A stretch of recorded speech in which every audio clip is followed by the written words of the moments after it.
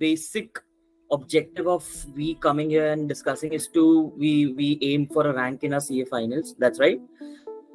So can you guys keep yourselves unmute and we can maybe interact instead of making it like a monologue, and then we can have an interaction that would be better for everyone to it will be more fruitful for everyone. Also, we'll get started.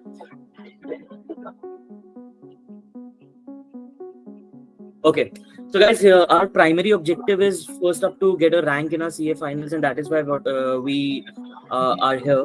So before getting कि हमें rank चाहिए, let's kick on कि why do we need a rank? Rank से ultimately होता क्या? Why people? Because ये सबको पता है कि एक पास होना हो गया और एक rank के लिए you'll have to spend those extra hours, you'll have to spend those extra efforts to get a rank. So is it worth spending those extra efforts, and is it worth spending those extra time to get a rank? So why a rank probably would be the first question which people would come in. अगर आप rank नहीं भी anticipate करें, even if you don't want a rank, but maybe by knowing this you might start wanting a rank.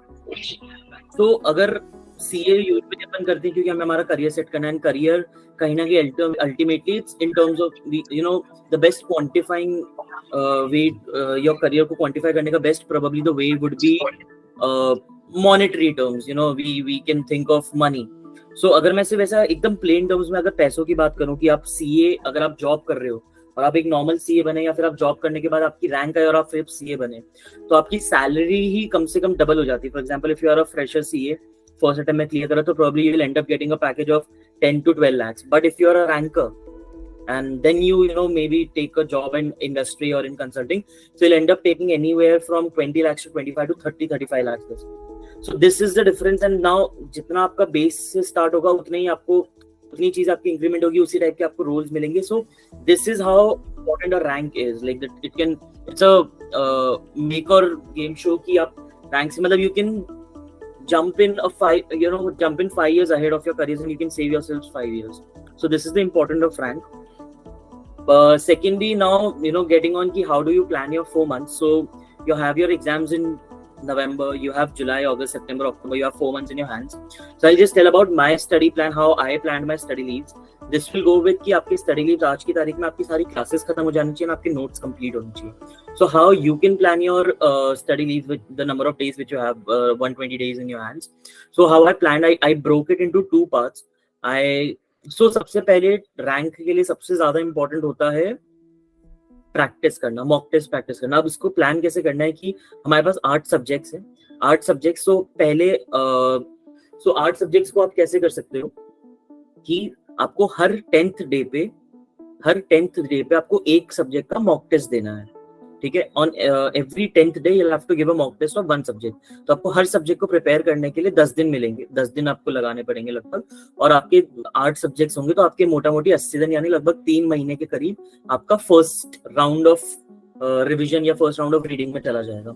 उससे 2 चीजें होगी. पहला, आपको इनफ टाइम मिल जाएगा 10-10 दिन में आपको सब्जेक्ट कंप्लीट करने का. पहला. सेकंड, जब आप 10th डे पे आप प्रैक्टिस करोगे, जब आप एक mock test, proper mock test लिखोगे, तो you also get an idea कि हमने जो पढ़ा उसमें कितना रेप्लिकेट कर पा रहे हैं, किस टाइप के इश्यूज आ रहे हैं, कॉन्सेप्चुअल क्लैरिटी में प्रॉब्लम्स है या सेंटेंस फ्रेमिंग में प्रॉब्लम है. तो वो सारी चीजें आप आइडेंटिफाई कर सकते हो.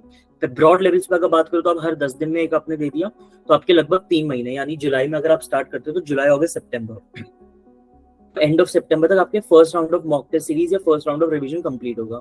फिर उसके बाद में सेकंड आप क्या कर सकते हो, प्रोबेबली आप सेकंड सीरीज उठा सकते हो, तो हर आप 4 दिन में, हर 3 दिन में दोगे. सो प्रोबेबली अगर आप हर 3-4 दिन में एक दोगे तो 8 सब्जेक्ट्स के आपको लगभग 24 डेज लगेंगे. सो आपका सितंबर से, आप वो सितंबर एंड से स्टार्ट करोगे तो लगभग 20-25 अक्टूबर तक आपकी सेकंड राउंड ऑफ सीरीज खत्म हो जाएगी.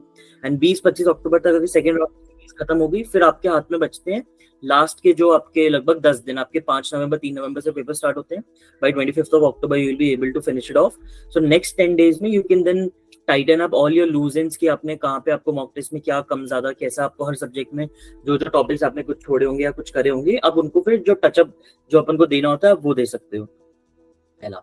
तो दिस इज ब्रॉड लेवल्स पे कि आप 2 सीरीज के फॉर्म में आप इसको कंप्लीट कर सकते हो. अब इससे होता क्या है कि आप जब अपने लिए अपना टारगेट सेट करते हो, अगर आपके टारगेट्स बड़े होंगे कि मेरे को 2 महीने में पूरा क्लोज करना है, तो वो टारगेट को आप डेली ट्रैक नहीं कर पाओगे. बट अगर आप उसमें छोटे छोटे माइलस्टोन्स लगाओगे, जो आपका हर 10 दिन में एक सब्जेक्ट का माइलस्टोन है, उससे आप उसको डेली ट्रैक कर पाओगे कि मेरे को 10 दिन में कंप्लीट करना था एक सब्जेक्ट, बट मेरे को 12 दिन लग गए या मेरा 8 दिन में हो गया.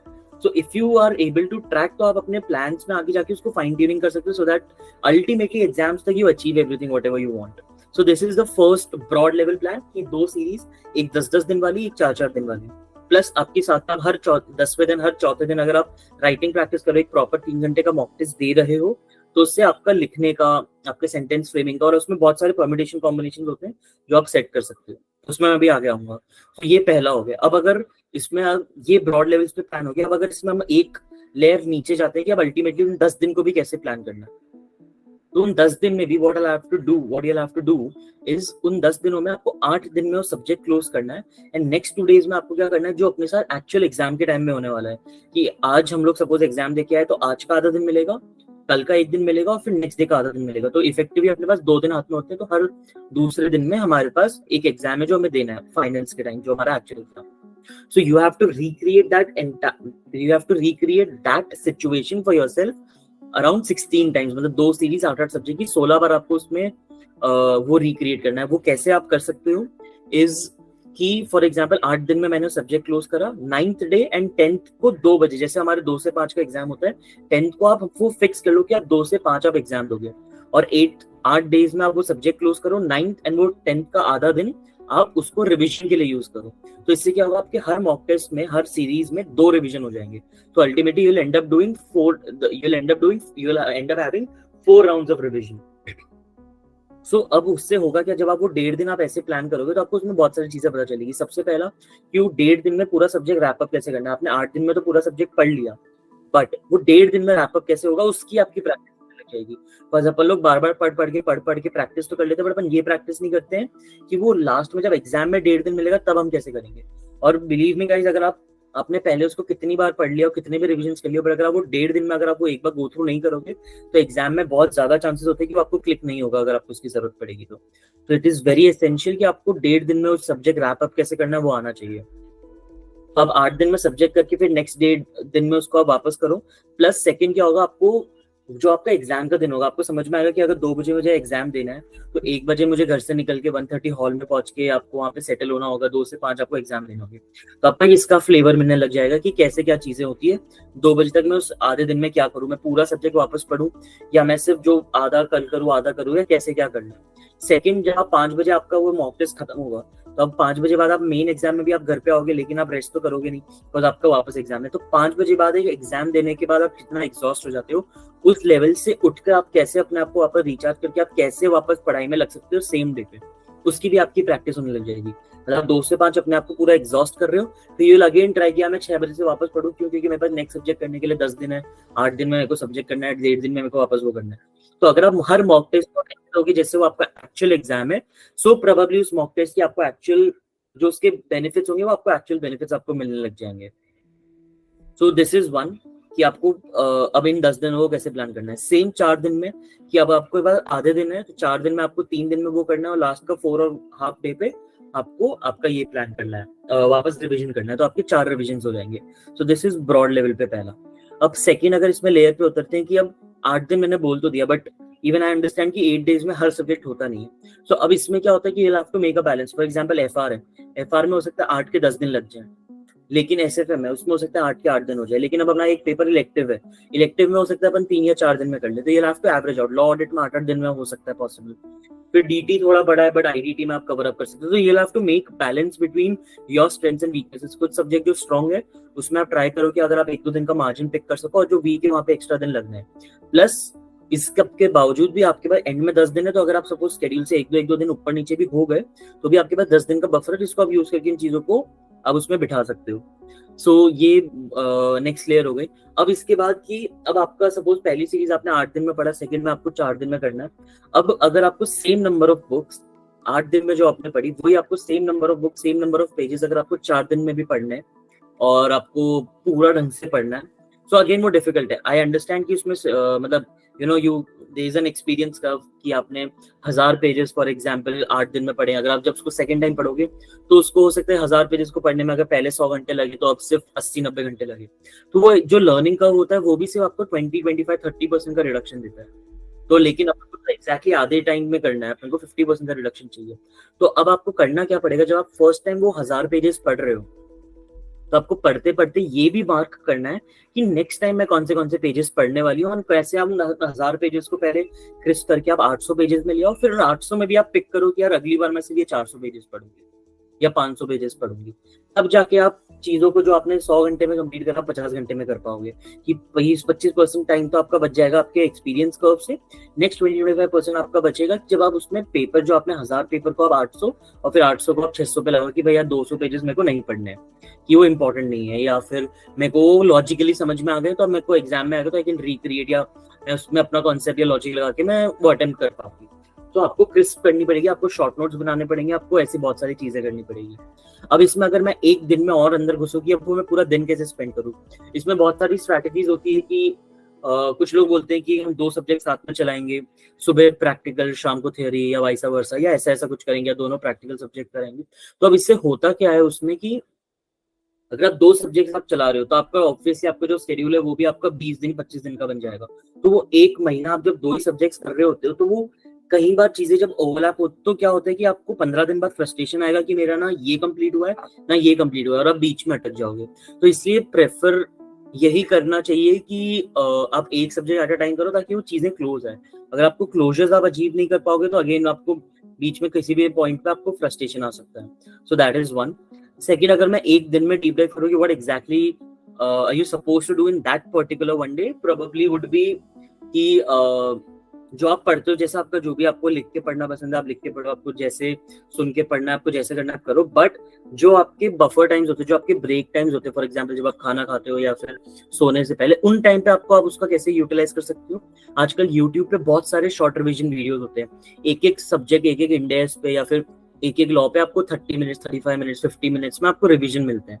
तो आप वो प्रोफेसर्स पिक कर सकते हो और उनके रिवीजन वीडियोस आप 2x पे सुन सकते हो, सोने से पहले खाते हुए। तो उससे होगा क्या, जो आपने पढ़ा है उस पर आप रिवीजन वीडियो सुन लो, तो आपकी वो चीजें जो एक बार 2 बार करोगे वो 3 बार 4 बार होने लग जाएगी और आपके मन में वो फ्रेश होगा। फॉर एग्जाम्पल आपने FR चालू करा, आपने इंडेक्स 115 या आपने सपोज फाइनेंशियल इंस्ट्रूमेंट्स करा, फिर 115 करा, फिर ईयर्स करा, फिर आप छोटे मोटे इंडेक्स कर रहे हो, तो आपके 3 दिन 4 दिन में ये होगा। फिर 5-6 डे में जब आप छोटे छोटे इंडेक्स कर रहे हो तो आपने जो डे 1 पे पढ़ा अब उसके शॉर्ट रिवीजन वीडियो सुनना चालू कर दो ब्रेक्स के टाइम पे। तो उससे होगा कि आपकी चीजें फ्रेश भी होगी और आप एक ही चीज को आप जब 4-4 5-5 बार करोगे तो आपके दिमाग में बैठने लग जाएगा। So that is one which you can do. Second probably could be कि आप अपने शॉर्ट नोट्स बनाओ। शॉर्ट नोट्स क्यों कि वो शॉर्ट नोट्स इतने क्रिस्प एंड इतने एग्जॉस्टिव होने चाहिए कि आप अगर सपोज किसी आपने टॉपिक का शॉर्ट नोट बनाया तो आप सिर्फ उन शॉर्ट नोट्स को रेफर करो, उस टॉपिक का जो मेन बुक है उसको आप रेफर करना आप बंद कर दो। इतने क्रिस्प ये नहीं होना चाहिए कि आप शॉर्ट नोट्स भी पढ़ो फिर उसके बाद वो मॉड्यूल भी पढ़ो फिर उसके बाद ये भी करो। अगर आप मल्टीपल बुक्स या मल्टीपल सोर्सेज पे आप चले गए तो you will end up doing nothing. So better ये कि आपको क्रिस्प चीजें करनी ही है। थर्ड, आप कौन सी बुक से पढ़ने वाले हो, या तो आपने जिस प्रोफेसर की क्लास ली आप वहां से पढ़ो या फिर आप जो ICI का स्टडी मैट है वहां से पढ़ो। दोनों अपने आप में इनफ है, दोनों में सारी चीजें कवर होती है, सारे क्वेश्चन होते हैं, सारी चीजें होती है। तो इट्स योर पर्सनल चॉइस कि आपको क्या पढ़ना है, क्योंकि स्टडी मटेरियल में कहीं ना कहीं वो साइकोलॉजी होती है कि यार वो बहुत ज्यादा बल्की है, वो ज्यादा मोटा आपको लगता है, तो probably you might not feel that comfortable to use study material, so you can, and वो इतना ग्राफिकल कलरफुल ये सब चीजें नहीं होती, तो probably you can also use your professors book. But though using study material is recommended because वो exhaustive होता है, प्रोफेसर्स अपने हिसाब से कुछ चीजें काट देते हैं, कुछ चीजें एक्स्ट्रा डाल देते हैं, तो वो सारी चीजें होती है। So whatever you are comfortable with, now is not the time to change your source, और वो चीजें आप जिसमें आप जो अभी अब तक आप करते आए हो अब उसी पे रहो। So I think this is the broad and थोड़ा सा डिटेल लेवल पे कि what you can do and what you should do and what you should not do. So like I think this was my plan and this is how I approached my study leaves. So now if you guys have any question, so you guys can one by one pitch in. Sachin, are you there?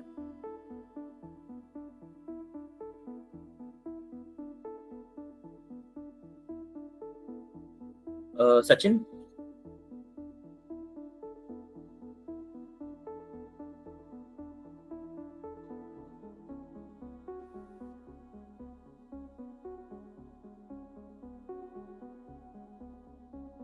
Sachin, are you there? Ishu? Yeah. So we can't hear you, Sachin.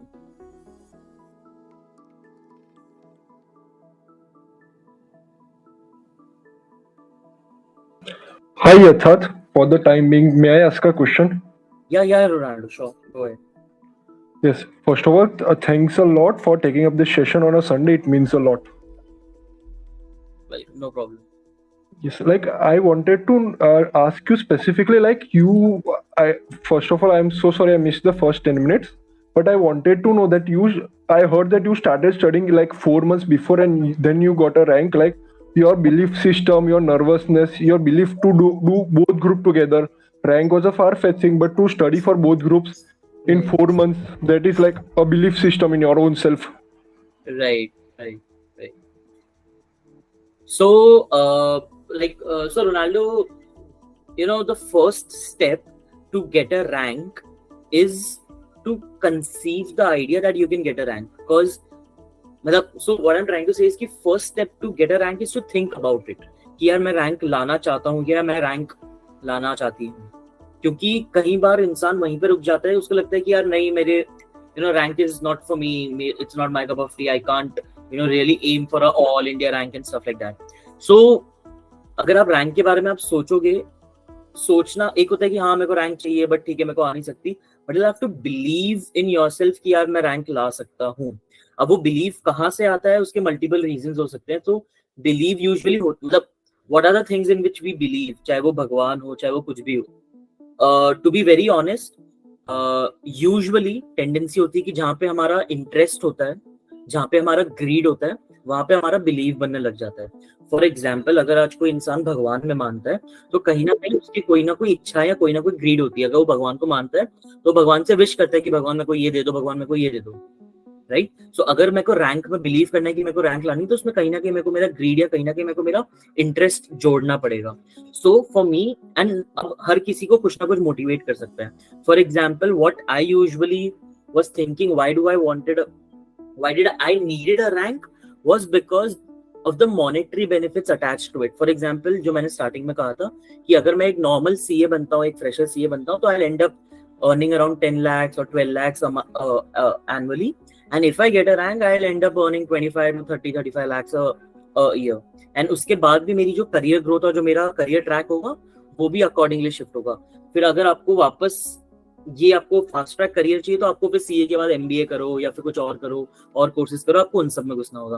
तो you will have to look for a reason why do you want a rank. It could be probably कि आपको आपके parents को proud करना है, और it could be कि भाई मेरे को पैसा ज्यादा कमाना है, या it could be anything, whatever motivates you.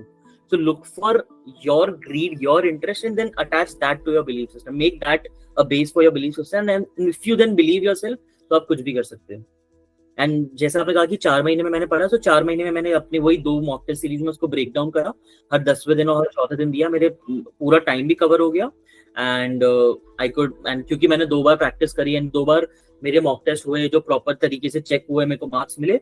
So probably that helped me too. So अब अगर मैं आपको बोलूं कि बिलीव सिस्टम आपका कैसे होता है, फॉर एग्जाम्पल जब मेरे को याद है कि मेरी फर्स्ट मॉक टेस्ट सीरीज में एक सब्जेक्ट में I flung by like 3-4 marks, मेरे कुछ 37 या 38 आए थे out of 40 first mock test series में. सो उस टाइम मेरे को दिख गया कि यार कई बार होता है कि अपन को अपनी स्ट्रेंथ्स वीकनेस ऐसे पता नहीं चलती पढ़ते टाइम, बट जब अपन एक्चुअली एग्जाम दे रहे होते हैं तब पता चलता है. तो उसमें प्रॉब्लम्स ऐसी निकल के आई थी कि कुछ क्वेश्चंस मेरे को आते भी थे, बट क्योंकि मेरे को टाइम मैनेजमेंट नहीं आया तो मेरा 25-30 मार्क्स का तो पेपर छूट गया था. फिर जो मैंने करा उसमें मैंने कई जगह फॉर्मेटिंग पे ध्यान नहीं दिया, कई जगह मैंने सेक्शंस कोट नहीं करे, कई जगह मैंने ये नहीं करा वो नहीं करा. तो जो भी बिट्स एंड पीसेस होते हैं, तो आपको पेपर इवैल्यूएशन से आपको वो भी चीजें पता चलती है कि आप कहाँ लैक कर रहे हो, एंड आपको खुद की स्ट्रेंथ्स और वीकनेसेस भी पता चलती है कि यार फॉर एग्जांपल मेरी स्पीड जो है वो मेरे फर्स्ट मॉक टेस्ट सीरीज में एक इशू था. It was one of my weaknesses. मेरी फॉर्मेटिंग, मेरी handwriting was one of my issues in my first mock test series. So मेरे को बाद में पता चल गया कि मेरे को कहाँ फोकस करना है. बिकॉज आज मैं सब पढ़ लूँ, पूरा स्टडी मैट याद कर लूँ, एक भी टॉपिक ना छोड़ूं, पर अगर मैं एग्जाम में उसको ढंग से नहीं लिख पाऊँ, अगर वो मैं एग्जामिनर तक नहीं पहुंचा पाऊँ, तो उसका कोई यूज नहीं है. Does it makes any sense, Ronaldo?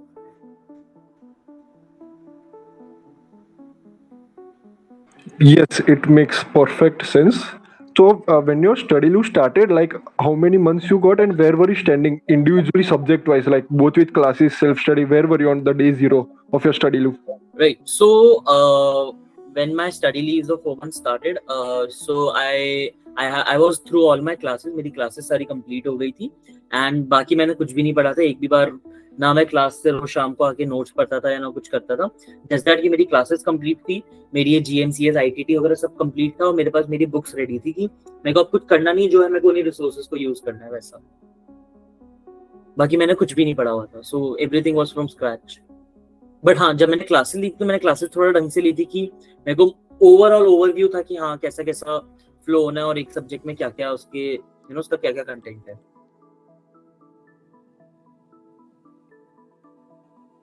वैसा. Yes, and can you like a day in your life when you are like study leave period from morning to night, a routine of yours like. Sure. So before this, a disclaimer, कुछ लोग हो सकते हैं हुआ morning people, कुछ लोग हो सकते हैं जिनको लेट रात को पढ़ना पसंद है, तो आप लोग वो अपने अकॉर्डिंगली कर सकते हो. बट मैं यूजुअली सुबह जल्दी उठता था, रात को जल्दी सोता था, क्योंकि उसका मतलब मैं आपको पहले मैं आपको स्केड्यूल बता देता हूँ, फिर मैं विल टेल यू कि why did I chose this for myself. So what I used to do was I used to get up at 7. 10-15 minute में 7:30 उठता था in fact. So I used to get up by 7:30. आधा एक घंटा ठीक है, चाय कॉफी जो अपना मॉर्निंग रूटीन होता है वो करके देन 8 बजे मैं शार्प पढ़ने बैठ जाता था. फिर उसके बाद 8 बजे से मैं लगभग अब मेरे पास कोई फिक्स नहीं था कि मेरे को 2 घंटे पढ़ना ही पढ़ना है या 4 घंटे पढ़ना है या हर 1 घंटा पढ़ के ब्रेक लेना है. मैं टॉपिक्स डिसाइड करता था कि मेरे को ये टॉपिक करना है. अब ये टॉपिक अगर मेरा आधे घंटे में हो गया तो मैं आधे घंटे में उठ जाऊंगा. अगर ये टॉपिक को करने में मेरे को 4 घंटे लग रहे तो मैं 4 घंटे भी बैठूँ. तो मैं उस accordingly, but I used to try कि मैं उतने टॉपिक्स उस टाइम को एलोकेट करूं जितना जितना मतलब 1-2 घंटे में हो जाए. बिकॉज 1-2 घंटा आप पढ़ लेते हो, फिर उसके बाद यू नीड 15 मिनट्स 20 मिनट्स का ब्रेक. तो मैं 1-2 घंटा यूजुअली पढ़ के 10-15 मिनट का ब्रेक लेता था. उस ब्रेक में मैं नीचे जाके अपने पेरेंट्स से, अपनी सिस्टर से, फैमिली से बातें करता था, या लंच का टाइम होता था तो लंच करता था, खाता था, या फिर यूट्यूब पे जो मैं रिविजन वीडियोस होते हैं उसको 2x पे 15-20 मिनट में वो रिविजन वीडियो देखता. मतलब कुछ ना कुछ मैं करता रहता था फॉर अ ब्रेक. सेकेंड मैं क्या करता था, आई यूज्ड टू प्लान. सबसे पहले सुबह उठ के मैं प्लान करता था कि भाई मेरे को आज ये क्लोज करना है, उसको मैं टाइम स्लॉट्स में बांट देता था. फिर मैंने ऐसे पूरे दिन में वही 2-2 घंटे पढ़ा, 10-15 मिनट का ब्रेक करते लगभग 9-9:30 बजे I used to close my day. And जितना भी मैंने दिन भर में करा उन सबको मैं एक नोटबुक में लिख लेता था कि मैंने ये करा है. फिर नेक्स्ट मॉर्निंग पे उठता, अगेन वही 10 बजे सो के आराम से मैं 8-9 घंटे सोता था. मतलब नींद में कोई कॉम्प्रोमाइज नहीं करा, 8-9 घंटे आराम से सो के नेक्स्ट मॉर्निंग उठ के सबसे पहले मैं उन टॉपिक्स को देखता था जो मैंने कल करा, और एक टॉपिक के बारे में, मतलब फॉर एग्जांपल मैंने 4 टॉपिक्स करे तो उन 4 टॉपिक्स में एक टॉपिक के बारे में पढ़ के उनके बारे में सोचता था कि मैंने क्या क्या पढ़ा है. एक तरह से आप बोल सकते हो कि पूरा लास्ट का दिन मैंने आज सुबह सबसे पहले रिवाइज करा. तो इस तरीके से मेरे नंबर ऑफ रिविजन्स बहुत होते रहे. मैं बार मैं रिवीजन पे छोटे यूट्यूब पे छोटे रिवीजन वीडियोस देखता था, बार उस चीज के बारे में सोचता था कि जो मैंने पढ़ा. रात को सोने से पहले जो मैंने पूरे दिन में पढ़ा है वो एक बार मतलब बेड पे जाके बिना बुक्स के. असली पढ़ाई एक्चुअली में अगर देखी ना तो बिना बुक्स की होती है. कि जब मैं नीचे जाता था सोने तो मैंने जो पूरे दिन पढ़ा उसको मैं अपने मन में याद करता था एंड रिवाइज करता था कि हाँ अगर सपोज इंडेक्स पढ़ा तो पूरा इंडेक्स एक बार मन में मैंने गो थ्रू कर लिया. और सपोज मेरे को उस टाइम कोई टॉपिक याद नहीं आ रहा है, कोई प्रोविजन याद नहीं आ रहा, तो मैं लेजिट बेड से उठ के वापस जाता हूँ उस बुक में, वो एक लाइन पढ़ता हूँ फिर वापस आके चल जाता हूँ. बट रात को यूज टू इंश्योर कि मैं एक बार पूरा जो मैंने दिन में करा है वो रिवाइज कर लूँ एंड नेक्स्ट मॉर्निंग में वापस रिवाइज कर लूँ. तो आई वुड हैव मतलब तो इससे क्या होता है कि आपके दिमाग में चीजें जब आप 3-4 बार घुमाते हो ना तो वो चीजें आपके दिमाग में सेटल होने लग जाती है परमानेंटली. इसलिए आज मेरे को 1-1.5 साल हो गया एग्जाम दिए, बट आज भी बहुत हद तक मेरे ब्लरी इमेज है कि आप कोई भी टॉपिक बोलोगे तो मैं बोल सकता हूँ कि जिस बुक से मैंने पढ़ा उसके लेफ्ट साइड पे टॉप कॉर्नर पे यहाँ पे वो एक पैरा था. वो एक ब्लरी सी इमेज आज भी इतनी स्ट्रांगली मेरे दिमाग में इम्प्रिंटेड है बिकॉज मैंने बहुत बार उसको अपने दिमाग में घुमाया. And this is how my day used to look like. And secondly कि why I chose to sleep early and get up early was because कि यूजुअली जो आपका 8 बजे से लेकर रात के 12 बजे तक का टाइम होता है उसमें बहुत सारे डिस्टर्बेंसेस होते हैं. अब वो डिस्टर्बेंसेस इंक्लूड्स कि भाई घर पे सब आपके पापा वगैरह आपके घर पे आ जाएंगे पूरे दिन में ऑफिस से, फिर आप डिनर विनर करोगे, फिर टीवी अगर चालू होता है तो वो होगा, प्लस आपके सारे दोस्त एक्टिवेट हो जाएंगे, आपका सोशल मीडिया एक्टिवेट हो जाएगा, कॉल्स आएंगे, ये होंगे वो होंगे. तो इसलिए आई यूज्ड टू प्रेफर कि मैं 9-9:30 बजे सो ही जाऊं, जिससे जब ये सब चीजें हो रही होगी ना तब मैं सो जाऊं. क्योंकि जब इसके बाद मैं सुबह जल्दी उठूंगा तो उस टाइम भी बाकी सारे लोग सो रहे होंगे तो मेरे को अगेन वो एक सुबह का जो 3-4 घंटे का सन्नाटा मिलता है उसमें मैं आई कुड फोकस बेटर. सो इसलिए I chose this time slot.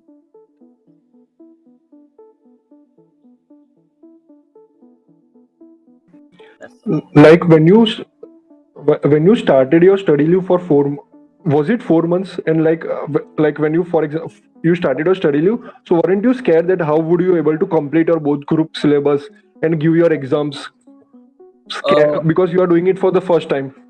right, I was scared, but again, like you said, कि belief system. So I also had a rank in CA inter. So एक दिमाग में कहीं ना कहीं उसका प्रेशर भी होता है कि यार इंटर में रैंक है तो बहुत एक्सपेक्टेशन होती है कि फाइनल्स में भी रैंक आए, बट कहीं ना कहीं वो एक सेंस ऑफ कॉन्फिडेंस भी देता है कि यार एक बार मैं कर चुका हूँ तो मैं वापस कर सकता हूँ.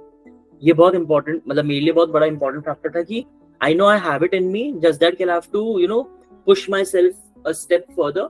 Because even though I was wanting a rank since the inception of my CA finals journey, but still so again, I can say कि यार अगर I made a blunder by not started studying before 6 months before my exams. ये कहीं ना कहीं मेरा ही fault था कि जो भी एक्सप्रेसिव रीजंस की वजह से मैंने 4 महीने पहले पढ़ाई चालू करी. I know that was my fault, and क्योंकि अब मैंने कोई गलती करी है तो obviously I'll have to compensate for that. So giving that 2 hours extra every day, or taking that extra effort every day probably was my way to compensate कि why I started 4 months back. 4 महीने पहले अगर आप पढ़ना start कर रहे हो तो वो कहीं ना कहीं अपनी गलती है, और अब गलती करी तो सजा भी मिलेगी. सजा वो कि I have to push yourself a step extra. So वो था, and that is how I landed up कि भाई करना तो है, चाहे कुछ भी हो जाए. Yes, sir. And when you completed your one subject, then you moved on to second subject. So when did you used to revise, like daily revision तो किया, but whole subject like?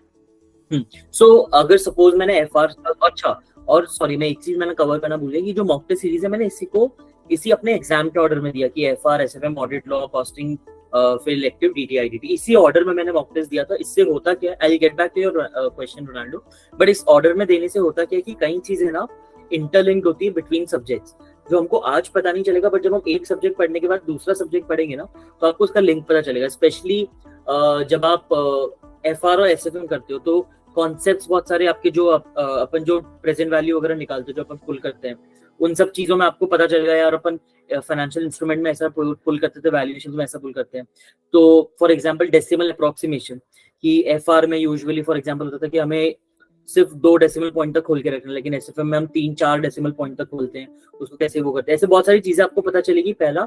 Second, conceptual बहुत सारे linkages होते हैं, specially audit law में, DT, IDT में पूरा जो असेसमेंट्स का पार्ट है लगभग वो आपस में इतना मिक्सअप होता है. तो जब आप इनको इसी ऑर्डर में करते हो ना, तो आप जब फाइनली जब आप एग्जाम दे रहे होगे तो आपको पता चलेगा कौन सी चीजें मिक्स होगी. फॉर एग्जांपल मैंने पहले DT कर दिया, DT के बाद ऑडिट कर दिया, फिर लॉ कर दिया, फिर IDT पकड़ा, तो अभी तो मेरे को समझ में नहीं आएगा.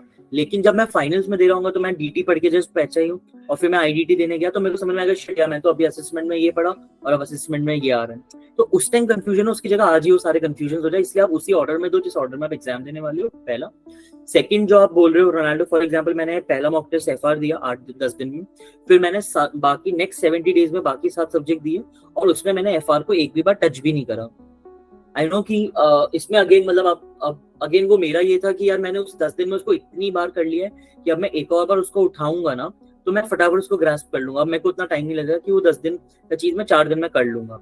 तो पहला मेरा वो था कि मैंने इतनी बार उसको दिमाग में घुमाया था कि आई वाज लाइक कि अगर मैं टच नहीं भी करूंगा 70 दिन तो it's not a problem. But if you feel कि नहीं मेरे को सब्जेक्ट के टच में रहना है, तो प्रोबेबली जो आप रात को सोने सुबह उठने के पहले आप FR के, फॉर एग्जाम्पल आपका FR हो गया, अब आप SFM या ऑडिट लॉ पे आ गए, तो अगर आपको चाहिए तो आप उसकी YouTube पे रिवीजन वीडियोस आप देख सकते हो साथ में, कि वो आपके दिमाग में फ्रेश रहे. But if you ask me, I didn't touch that for the next 70 days. Firstly यार आप हर चीज आप टच को करने, अब फॉर एग्जांपल 3 सब्जेक्ट हो गए, अब आप चौथा सब्जेक्ट कर रहे हो, और अगर आप लास्ट के 3 सब्जेक्ट को आप रिवाइज करो तो आप चौथा सब्जेक्ट कब करोगे. ऐसा ना हो जाए कि आपको ये भी ना हो, वो रिवीजन भी ढंग से ना हो, और आप बीच में अटक जाओ. इसलिए एक बार जो हो गया वो हो गया. एंड ये एक प्रेशर भी बनाता है कि बॉस अगर मैंने इन 10 दिन में FR नहीं करा, नेक्स्ट मेरे को 4 दिन में FR करना है, तो इस 10 दिन में मेरे को ढंग से करना पड़ेगा, कुछ बाद में टाइम नहीं मिलना. बस 4 दिन में ढंग से नहीं होगा, 4 दिन में आपको बहुत सारी आपको शॉर्टकट्स लेने पड़ेंगे. बस 4 दिन में FR जैसा वास्ट सब्जेक्ट करना है, सो आपको 10 ही दिन में ढंग से करना पड़ेगा. Don't create a backup for you, नहीं तो फिर आप लेजी हो जाते, मतलब यूजुअली इंसान लेजी हो जाता है अगर आपके पास बैकअप ऑप्शंस होते हैं. तो यार इस 10 दिन में नहीं हुआ तो क्या हुआ, बाद में एक दिन दे दूंगा एक्स्ट्रा या ये है वो. सो बैकअप्स मत बनाओ.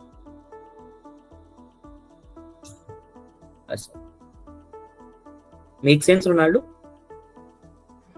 Yes, absolutely. And my last question, like I'll give others also, but my last question is like about to share like my friends Shan and Divyesh, and like you all three got ranks in inter and final both levels. So what's in your opinion? What do you after talking to so many people? What do you feel the difference between what do you have and what people like me or other people like who failed CA final 3-4 times? What's the difference do you feel like? What do you do? What do you have or what they don't have? I think it isn't कि हमारे पास कुछ ऐसा extra है जो दूसरों के पास नहीं है या दूसरों के पास कुछ ऐसा नहीं है जो हमारे पास है, बट सबके पास सब चीजें हैं. But I think what difference probably a ranker and a non-ranker would have is maqsad. Everyone can be hardworking when they want to. Everyone can memorize when they want to. Everyone can do smart work when they want to. It's just that if do you want to do that or not. And again, like जो मैंने starting में आपको कहा था, you'll have to look for a driving force which drives you. Rankers usually have a purpose कि either they want to do good in their careers, either they want to make their parents proud, or it's for themselves to feel good about themselves. अगर आपके पास एक मकसद है कि आपको क्यों आप पढ़ रहे हो, the stronger your why is, the easier your how becomes. अगर आपका why कि मैं क्यों कर रहा हूँ strong है, तो आपका कैसे करना है, how will become easy for you to decide. So I think it's just the object. Because अगर आप किसी से भी पूछोगे ना, हर कोई अगर सपोज कोई फेल भी होता है तो यही बोलता है यार मैंने ही नहीं पढ़ा था, अगर मेरे को पता है, अगर मैं चाहता ना तो मैं कर सकता था. या कोई पास हो जाता है, अब उससे अगर आप अक्सर आप पूछोगे ना तो उनका यही जवाब होगा कि भाई पास हो गया, मेरी रैंक नहीं आई, बट अगर चाहता तो मैं रैंक भी ले आता, तो मैंने मेहनत नहीं करी. 99% केसेस में लोगों का यही इंसान होता है कि हाँ मेहनत करता तो हो जाता. सो एवरीवन नोज कि भाई अगर आप टाइमली चीजें करते तो हो जाती. जिस तरह आप करते नहीं हो, करते क्यों नहीं हो, वो आलस आ जाता है. आलस क्यों आता है? क्योंकि आपका जो पर्पस है वो इतना स्ट्रांग नहीं है कि आप क्यों करना चाह रहे हो. So make your why strong, your how will become easy for you. Make sense Ronaldo? Perfect. God bless you a lot. Thank you so much. Yeah, thank you. So thank you, Ronaldo. Yeah, I think someone else was raising her. Yeah, Sejal, yes. Hello, actually, I'm Sejal. My attempt is due in November 23. Okay. So actually, I want to be little precise. Right. What was your strategy for studying audit? Specifically, I want to ask about audits. Okay. So audit में सबसे पहला challenge होता है source decide करना कि मेरे को कौन सी बुक्स को रेफर करना है, कितनी बुक्स को रेफर करना है, कौन सा क्वेश्चन बैंक रेफर करना है और कैसे करना है. पहला. सेकंड, जो ऑडिट में रीसेंट ट्रेंड्स हैं, बहुत आपने देखा होगा कि ऑडिट प्रोनाउंसमेंट से लोग बोलते हैं कि प्रोनाउंसमेंट से क्वेश्चंस आ रहे हैं जो अपने स्टडी मटेरियल में बहुत बार कवर नहीं होता या अपन जवाब नहीं दे पाते. So keeping those things in mind, first I will tell you कि मैंने क्या करा था, and second then I will tell you कि what is ideal which you should do.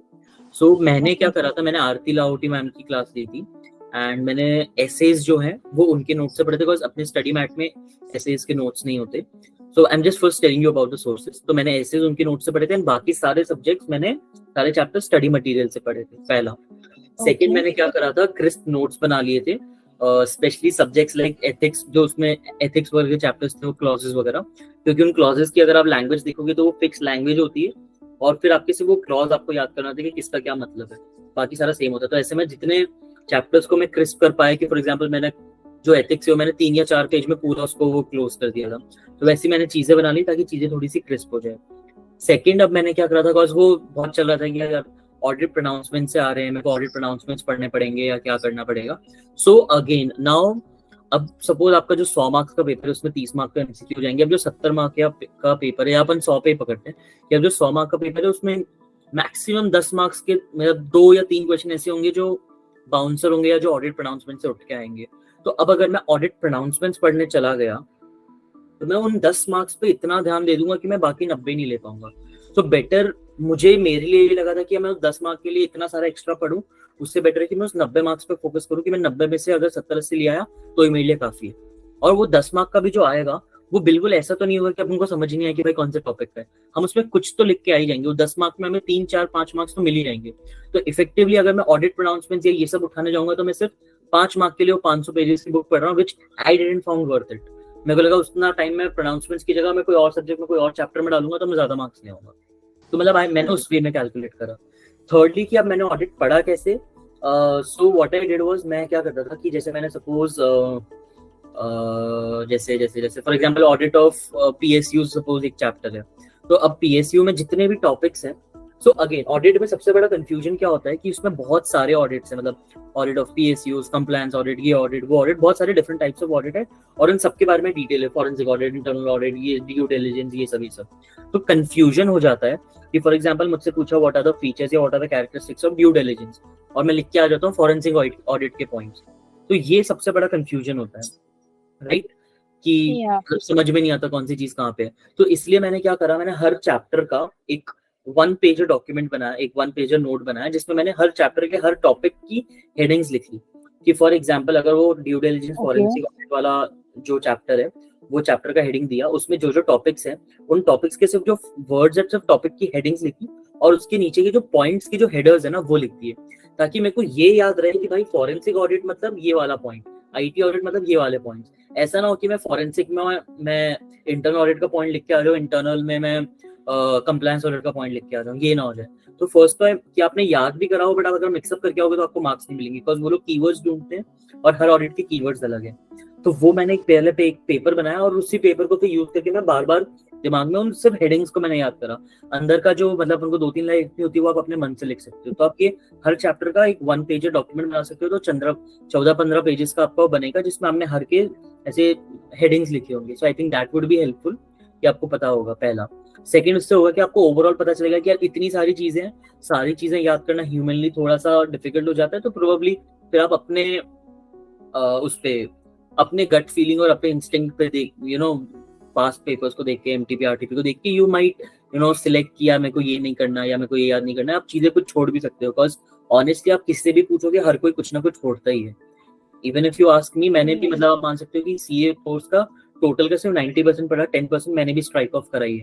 Her subject में थोड़ा, किसी में ज्यादा किसी में कम, बट स्ट्राइक ऑफ चीजें करनी ही होती है। तो अगर आप सब करने जाते हो तो you will end up doing nothing, is what I feel. अगर आप सब कर सकते हो, nothing like it, but still now and then depends on मतलब योरसेल्फ कि आप कैसे करना चाहते हो। Yeah, and is there anything that you were doing revisions of audit for like multiple times rather than like 10 days? उसके बाद directly second time आपने वो 4 days के time पे किया, उसके बीच में कभी audit किया like और कोई subject का नहीं, but audit is subject which requires generally constant like FR I understood, even I am of the opinion कि अगर ढंग से FR करते हैं तो एक बार conceptual clarity है तो we can do FR बाद में, but audit is something जो हम लोग मल्टीपल टाइम मतलब कभी ऐसे हो जाता है कि भूल जाते हैं ऑडिट का कुछ पार्ट, राइट। तो उसके लिए क्या किया था, या फिर it was fine that you did it once and then directly you were able to manage it? So to be honest, I did it once and then I expected जब audit की बारी आनी थी, I was fair with all the subjects कि एक बार audit करा, फिर जब नेक्स्ट उसकी टर्न आएगी तभी करेंगे। एंड नाउ कि यार अब वो कैसे आपको, बिकॉज आई अंडरस्टैंड कि चीजें फेड होने लग जाती है, बिकॉज आपने आज ऑडिट पिक करा, ऑडिट के बाद आपके पास और 5 सब्जेक्ट्स हैं, 5 सब्जेक्ट यानी 50 दिन, यानी लगभग 1.5 महीना आपका चले जाएगा। तो 1.5 महीने में अपन चीजें भूल जाते हैं, चीजें फेड होने लग जाती है, वो होता है, कंप्लीटली एग्री। बट अगेन उस 10 दिन में उसको इतनी बार घुमाओ दिमाग में कि वो मोटा मोटी बैठ जाए। तो अब ऑडिट अगर आप इसको एज अ सब्जेक्ट अगर आप देखोगे ना, तो ऑडिट एक्चुअल में रटने वाला नहीं है। Audit is a combination of different stories. So मैं, क्योंकि अपन ने 3 साल आर्टिकलशिप वगैरह भी करी ऑडिट में और ये सारी चीजें भी है, तो I used to build stories in my mind. मैं रट्टा नहीं मारता था, एक्सेप्ट जो आपको जैसा भी एथिक्स के क्लॉजेस है उनको तो आपको रट्टा ही मारना पड़ेगा। मैं अगर एथिक्स मैंने आज पढ़ा, मैं 1 हफ्ते बाद उठाऊंगा तो भी मैं क्लॉजेस भूल जाऊंगा, 1 हफ्ते बाद मुझे रट्टा ही वापस मारना पड़ेगा स्टार्टिंग से। तो कुछ चीजें हैं जहाँ पे आपको जहाँ रट्टा मारना है वो तो आपको मारना ही, वो एग्जाम के 1 दिन पहले भी मेरे को रट्टा मारना ही मारना है।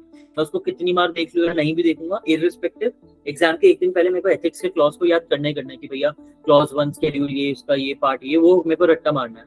बट जो बाकी चीजें, जो थियोरेटिकल चीजें जहाँ पे स्टोरी मेकिंग या स्टोरी बिल्डिंग काम आ सकती है, उसमें आई थिंक अगर आप थोड़े टाइम बाद भी आप पिक करोगे तो दो आपकी उस टाइम चीजें फेड होगी, बट आपको फटाफट वापस चीजें याद भी आने लग जाएगी। तो वैसा Actually, my issue is I did my articleship in international direct and international taxation. Okay. So audit का exposure ही नहीं है because हमारी firm में it was not allowed to do internal transfers. So मैंने audit practically किया हुआ नहीं है. So to be very honest, to be very honest, जो हम ऑडिट में प्रैक्टिकली करते हैं और जो हमारी बुक्स में कोई लेना देना नहीं है, कोई काम कुछ भी नहीं आता। इनफैक्ट जो आपने डीटी में एक्चुअल में करा होगा वो आपके डीटी में काम आएगा, आपकी डीटी के आर्टिकल से। it is what ऑडिट के आप किसी भी ऑडिट आर्टिकल से पूछना उसने कितनी अच्छी ऑडिट करी हो, कितना भी ऑडिट कराओ, बिग फोर से कराओ, बट उसको जब वो एक्चुअल में जो बुक्स में उठाएगा तो कुछ मैच नहीं करता, वो अपने आप में अलग ही होता है। Thank you. श्योर यार रिद्धि। हेलो, मैं सिल्पी। हाय साज। मेरा क्वेश्चन था जैसे कि अब एसएफएम और एफआर जो है उसको पढ़े हुए लगभग 2-3 साल आराम से बीत चुका है और उसके बाद हमने दूसरी कोचिंग स्टार्ट कर दी। तो जैसे सेकंड ग्रुप की पढ़ाई अभी रिसेंटली करी है, पर फर्स्ट ग्रुप जो है वो अपन ने बहुत ही पहले पढ़ा हुआ है। तो इट्स लाइक कि वो माइंड में कुछ उसकी कोई इमेज है तो बहुत ज्यादा ढूंढ रही है। इट्स लाइक कि बहुत ज्यादा रफ इमेज है कि कुछ भी नहीं है, बिल्कुल ब्लर हो चुका है काइंड ऑफ। तो उसका जब हम रिवीजन वीडियो देखेंगे तो ऑब्वियसली फॉर एग्जांपल अगर मैं इंडेक्स 115 ले लेती हूँ और अपन को अगर कॉन्सेप्चुअली जाना पड़ेगा फर्स्ट रिवीजन में, तो उसके लिए जैसे 6-6.5 घंटे का यूट्यूब पे रिवीजन वीडियो होता है, फिर हम उसको खुद से वापस करेंगे तो ऑब्वियसली कम टाइम लगता है। अगर मैं डायरेक्ट खुद से लेके बैठूंगी तो ज्यादा टाइम लगता है। पर इस तरीके से तो फिर एफआर मेरा बहुत ज्यादा लंबा जाएगा। और सेम बाकी भी सब्जेक्ट्स में यही चीज होने वाली है, क्योंकि जैसे कि अगर ऑडिट ले ले तो ऑडिट को मैं अगर मतलब मैं कोई सी भी ट्रिक वो लगाऊं, पर मेरे को मगअप करना उसको इम्पोर्टेंट है। क्योंकि जब मैं फॉर एग्जांपल आज मैंने ऑडिट ऑफ पीएसयू पढ़ा और कल मैं दूसरा चैप्टर पढ़ती हूँ और 2 दिन बाद जब मैं वापस रिमाइंड करती हूँ कि ऑडिट ऑफ पीएसयू में क्या था, तो वही जो आपको दिक्कत आ रही वही सेम कि वो सब कुछ वापस मतलब कुछ याद नहीं आएगा कि ऑडिट ऑफ पीएसयू में था क्या। करेक्ट। हाँ, तो मतलब इस तरीके से तो बहुत ज्यादा टाइम लगता है। तो उस चीज को कैसे मैनेज, क्योंकि अभी हाल फिलहाल मेरा जो चल रहा है तो मतलब मेरा टारगेट मुझे तो लग रहा है कि मेरा फर्स्ट रिवीजन जो है वो अगस्त तक कंप्लीट होगा सारे सब्जेक्ट्स का। और फिर सेकेंड रिवीजन के लिए 2 महीने हैं और उसमें मुझे टेस्ट सीरीज लिखनी है। मतलब लाइक कि मैंने एक बार एक सब्जेक्ट को पढ़ लिया जो मैंने पहले एक रिवीजन कर लिया, उसको वापस मैंने एक बार, क्योंकि अभी हाल फिलहाल मैं कैसे कर रही हूँ कि फॉर एग्जांपल मैं अभी कॉस्ट पढ़ रही हूँ, मैंने कॉस्ट मैनेजमेंट टेक्निक लिया।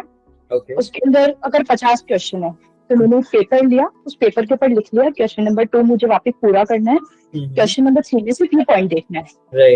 और यहाँ पे दिक्कत हुई थी, तो उस तरीके से मैं बना के चल रही हूँ। ठीक है, तो अगली बार ऑब्वियसली टाइम कम लगेगा। और जैसे आपने बोला कि वो पूरा के पूरा किया और उसके बाद हमने एक टेस्ट सीरीज दे दी, और उस तरीके से सिर्फ एक टेस्ट सीरीज हो पाएगी और 2 रिवीजन हो पाएंगे, अभी first revision and then second revision, क्योंकि उस चीज को करने में टाइम लगता है। तो इस चीज के बाद भी मतलब पॉसिबल है क्या रैंक वगैरह, क्योंकि 2 रिवीजन से ज्यादा आई एम नॉट थिंकिंग हो पाएंगे। और 3rd रिवीजन में होगा जब हम एग्जाम से पहले 1.5 दिन करेंगे। सो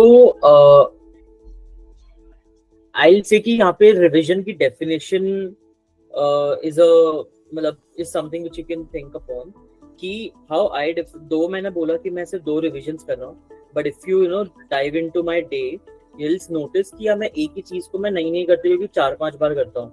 सुबह एक बार सपोज रात को सोने से पहले, फिर सुबह, फिर बीच इन बिटवीन ब्रेक्स में जो यूट्यूब पे रिवीजन लेक्चर्स देख रहा था, वो सारी चीजें। सो इफ यू विल नोटिस 2 मैं कहने के लिए वो 2 रिविजन्स है, बट एक्चुअल में I am actually repeating it 4 times in 1 round. So in a way अगर मैं टोटलिटी पे देखूं तो मैंने हर टॉपिक को लगभग 10 बार करा, राइट। सो अब कहने के लिए 2 रिविजन है, बट अगर मैं नंबर ऑफ राउंड देखूंगा तो 10 है पहला। सेकंड मतलब व्हाट योर क्वेश्चन इज कि अगर मैं इतने रिविजन्स नहीं कर पाऊं तो is it possible to get a rank or not, right? This is your question. Yeah. So that totally depends on that. So see again, so I have seen people जिन्होंने 6-6 महीने 1-1 साल पढ़ाई करी है, बट उनके फिर भी अटेम्प्ट लगे। I have seen people जिन्होंने 3-3.5 महीने पढ़ के भी रैंक लाई है।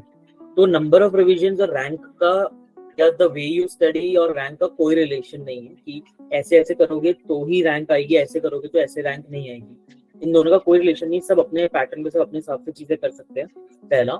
सेकंड कि मतलब what is enough. So again बहुत सारा चीजें ना आपके कॉन्फिडेंस पे डिपेंड करेगा कि इफ यू आर कॉन्फिडेंट कि यार मैं एक बार पढ़ के भी मैं एग्जाम में उसको प्रोड्यूस कर पाऊंगी, then yes definitely rank is something which you can aim for, and rank is something which you should aim for irrespective of आपके पास कितना टाइम बचा है, आपको क्या लगता है आपकी कितनी प्रिपरेशन है, बिकॉज उससे देयर आर चांसेस कि जहाँ पे आप रोज के 8-10 घंटे पढ़ रहे हो, but if you aim for something higher, probably you can end up studying 14 hours a day. Probably you can pull yourself those 2-4 hours extra every day, which can then make a difference. So yes, possible है, and एक revision हो, 2 revision हो, एक series की जगह आप 2 mock test series दो, कुछ भी चलेगा. इट्स जस्ट दैट कि देना है. अभी जो फॉर एग्जांपल जो मैंने बताया, ये तो वो है जो एग्जॉस्टिव प्लान है कि ये कर लिया तो यस थिंग्स रैंक लाना आसान हो जाएगा, बट ये नहीं करा उसके बिना भी रैंक आती. बहुत लोग ऐसे हैं जो बिना मॉक टेस्ट दिए एग्जाम्स अपीयर करते हैं और पास भी होते हैं और रैंक्स भी लाते हैं. बट सबके क्या क्या तरीके होते हैं, किसी को लिख के पसंद है, किसी को मल्टीपल रिवीजन पसंद है, फॉर ओन कॉन्फिडेंस. तो वो आपके उस पर डिपेंड करता है कि आपको क्या चीज कंफर्टेबल करनी है. Okay, understood. Yeah. Okay, thank you. Welcome. Yes, Naga Singh. Hi, sir. Actually, November 23 will be my 5th attempt, sir, in Okay. final. Okay. And means I used to write first exam means FR, and I used to give up. Like in May 22, I got exemption, sir, in FR. Okay. 63 my 63 marks I got, Right. and immediately November 22 I wrote, and I got SFM also exemption. Okay. But during audit time, I am plunked. Means clear subjects are not able to do, sir. Understood. So audit is a And- problem for you, right? Audit Yeah, is one clear problem. subject, sir. Yeah, actually, I thought I will not even get in November 22 paper is a very average paper, so nice paper it was. Mhm. So I thought I won't get good marks, Right. but I thought I will be getting only 20 marks. But when the result come, it was 39, Okay. Okay. and I left out law also, and before after writing audit. Right. So And this is in May 23, sir, and not able to go for exam also before means I didn't sleep for before SFM paper.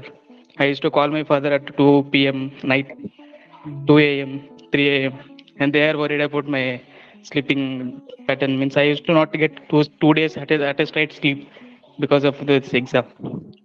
okay. Okay. Yes. So you will have to definitely, if you want to do your best, you'll have to be stress free. I know it's very easy to say कि stress free हो जाओ, stress तो होता ही है, होना ही है, and anxiety आएगी, and if you're not able to sleep, then in a way it's a good sign that you're serious about what you're doing. अपन मस्ती मजाक में नहीं है.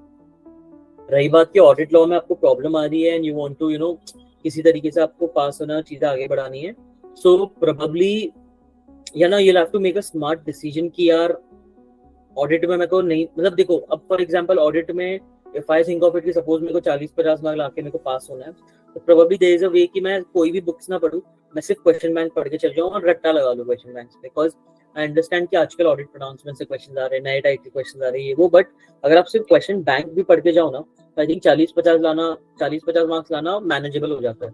तो probably now you can smartly study कि मैं सब चीजें ना पढूं, मैं लिमिटेड पढूं, बट इस तरीके से पढूं कि जो पढ़ रहा हूँ उसमें से सारी चीजें मेरी कवर हो जाए, मैक्सिमम मार्क्स कवर हो जाए, प्लस मैं अच्छे से उसको एग्जाम में लिख के आ सकूं.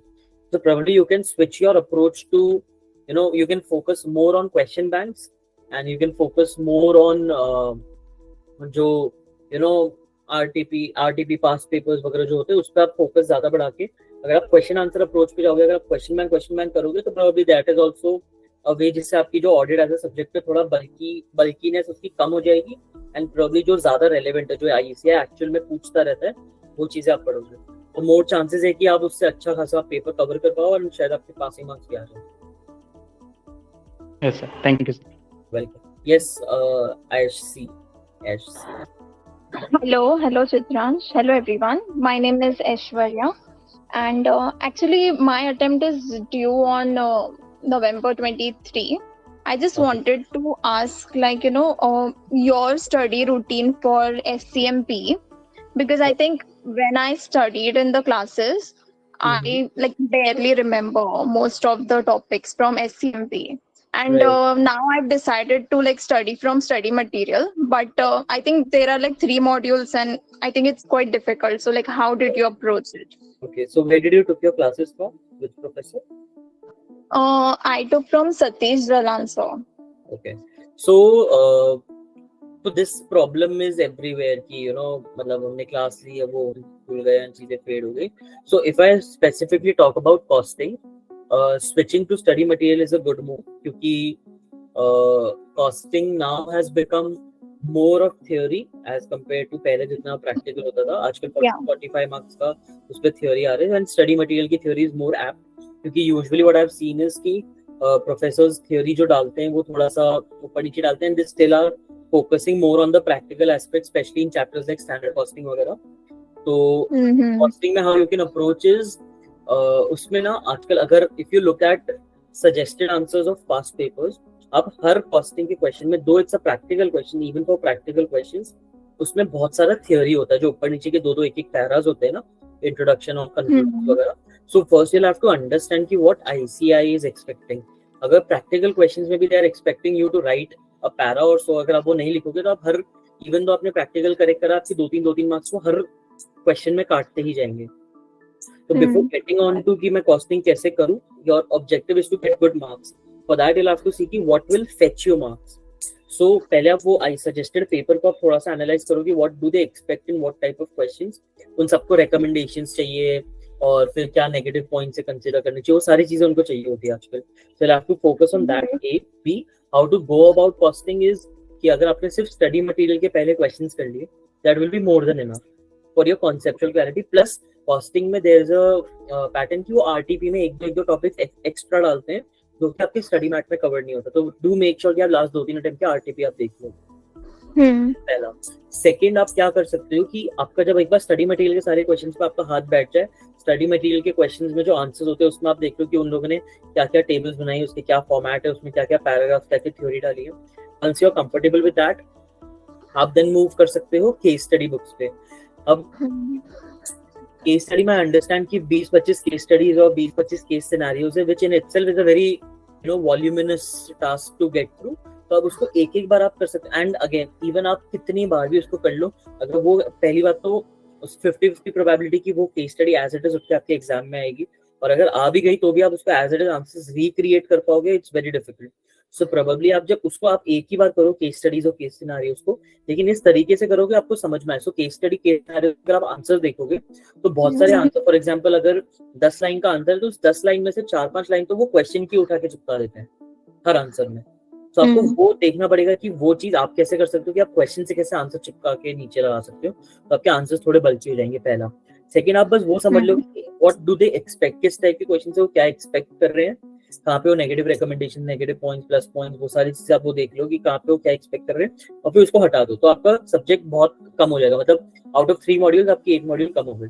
नाउ अब जो 2 मॉड्यूल्स उसमें आते थे आपके थ्योरी टॉपिक्स हैं, उसको आपको रट्टा मारना ही पड़ेगा. जैसे एबीसी वगैरह, उसमें एडवांस एबीसी वगैरह जो वो वाले टॉपिक्स है, उसमें प्रैक्टिकल आजकल नहीं आते क्योंकि वो इंटर में कवर हो जाते हैं. उससे यूजुअली आते तो थियोरी क्वेश्चन आते हैं एबीएम पे, एक्टिविटी बेस्ड मैनेजमेंट पे, एएमएम पे, उन सब पे. तो आप जहाँ पे आप कहाँ पे आप फोकस कर रहे हो आप वो चेक कर सकते हो. और कॉस्टिंग में अगेन आप यहाँ पे भी आप नोट्स चाहो तो आप बना सकते हो, बट नोट्स आप बना सकते हो. यस, आई थिंक दिस, ये सारी चीजें पे अगर आप करोगे, इसमें जो पीएम वगैरह के अपन क्वेश्चंस वगैरह करते थे वो सब करने की अब जरूरत नहीं है, बिकॉज इनका प्रैक्टिकल पे इतना इनका फोकस नहीं होता, इनका कॉन्सेप्चुअल क्लैरिटी पे फोकस होता है. Okay. Also, like, I wanted to ask one more question. Like, Yes. When you told, like, revision and all, Right. how did you approach the questions? Like, did you approach topic wise, subject wise, या chapter wise? Like, how? I did it. I used to do it chapter wise. मैं मतलब उसी order में चलता था, chapter 1, 2, 3, 4 and so on and so forth. पहला. Second, मैं कैसे करता था, पहले मैं मतलब वही चैप्टर पढ़ता था जो उसके अंदर का है. सो अगर आप चैप्टर में अगर आप जाओगे तो धीरे धीरे वो लोग कॉन्सेप्ट्स को अनफोल्ड करते हैं. पहले इजी टॉपिक, फिर बेसिक, फिर हाई एडवांस टॉपिक्स, राइट. तो उसी ऑर्डर में आप चलो, सारे एग्जांपल्स आप कर लो, और फिर उसके बाद आप जो पीछे के क्वेश्चंस है आप वो कर लो. सो मतलब उसी ऑर्डर में आप चल सकते हो, would be better. And then एक बार सारे जब मेरे चैप्टर्स हो जाते थे उसके बाद मैं पास्ट पेपर्स वगैरह पिक करता था. Okay. And you mean like study material, right? I only did study material for past papers. Okay. Okay. Fine. Thank you. Welcome. Yeah.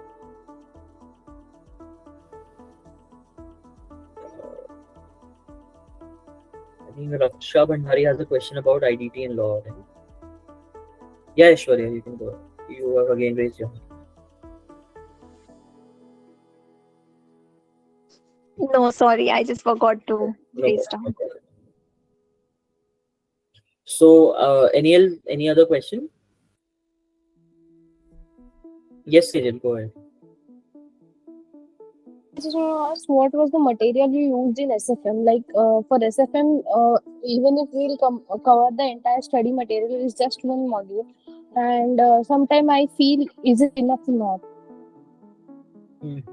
So for So, SFM, yeah. so for SFM, if I think of SFM, so SFM में जो अभी नया study material है उसमें I think सारे past questions and सारे RTP MTP के questions भी इनकॉर्पोरेट हो जाते हैं. आई थिंक हर चैप्टर में गुड 50-60 क्वेश्चंस अब इन लोगों ने डाल दिए नए वाले स्टडी मैथ में. सो आई थिंक वो करना भी is more than enough. But still if you feel थोड़ा सा uncomfortable, you want more practice, then probably आप ओल्ड कोर्स के क्वेश्चंस कर सकते हो, या फिर आप ओल्ड कोर्स के पास पेपर्स आप कर सकते हो, बिकॉज वो क्वेश्चंस इनकॉर्पोरेट नहीं होती है. But again having said that, इतनी जरूरत नहीं है करने की, because usually what I have usually noticed in a lot of people is कि दे ओवरडू स्टफ. आप इतनी ज्यादा चीजें आप कर लेते हो कुछ सब्जेक्ट्स में जो आपको लगता है इंपॉर्टेंट है, कि आप बाकी चीजों को नेग्लेक्ट कर लेते हो. So be fair to all the subjects, equally distribute करो सारे सब्जेक्ट्स में टाइम, मोर और लेस. मतलब आई अंडरस्टैंड कुछ सब्जेक्ट्स होते हैं जो कम डिमांडिंग होते हैं, बट जिसकी जितनी डिमांड है उनको उतना ही दो, ज्यादा वेटेज किसी को मत दो. Don't overdo anything in a particular subject or a particular chapter. SFM में my approach was कि study material उठाओ, उसमें जो बीच बीच के थ्योरी टॉपिक्स है वो पढ़ लो, एंड जो आपके क्या बोलते हैं, जो आपके प्रैक्टिकल क्वेश्चन है उसमें मैंने संजय सराफ सर से क्लास ली थी, तो मैं उनकी नोटबुक से करता था, क्योंकि वो अगेन जो कॉस्टिंग था, क्योंकि धीरे धीरे पहले बेसिक टॉपिक्स, फिर उसके बाद आप एडवांस टॉपिक्स पे आते थे, तो हर चैप्टर के लिए I used to use that. Okay. Thank you. Welcome.